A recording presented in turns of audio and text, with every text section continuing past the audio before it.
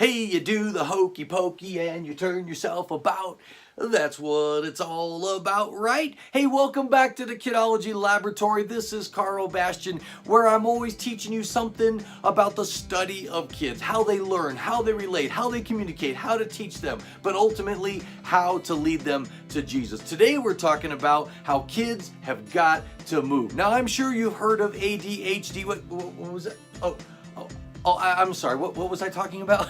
ADHD. No, today I want to talk to you about AKHM, which stands for All Kids Have to Move, all right? You've probably noticed that. How many times are you telling kids to sit down and be quiet and knock it off? But that's the way God wired them.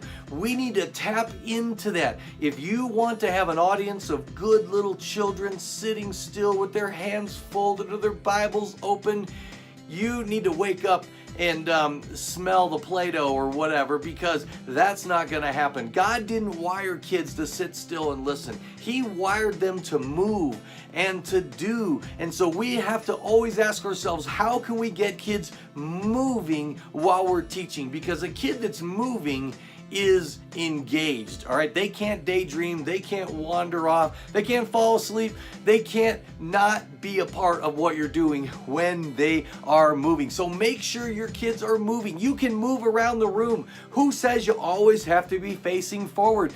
You can pick up your podium and walk to the other side of the room. Have the kids follow you. You can take them outside for a story.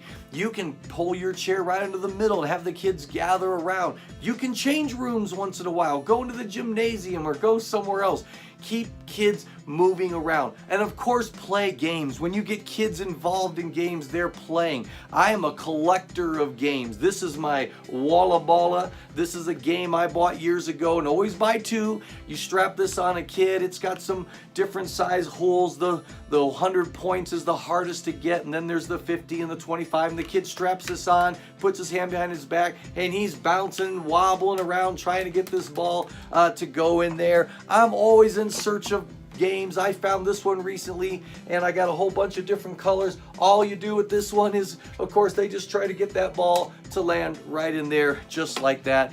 Always think of, how can kids move? How can you get them out of their chairs, all right? You can even, instead of having kids move and be getting in trouble for it, you can give them things that they can do. Like, for example, if you gave them a key word, that anytime you say this key word, they are to jump out of their chairs and pick a word of something you're talking about that day. They'll be engaged, they'll be listening for that key word, and of course they get to jump out of their chairs, and it's constantly interrupting you. It'll make you more thoughtful about how often you say that word, but you'll have a whole lot of fun with that. Shuffle the seats, all right? You can say fruit basket, and the kids all have to get up and run around all the chairs 3 times and get back in their seats, or they have to sit in a new seat.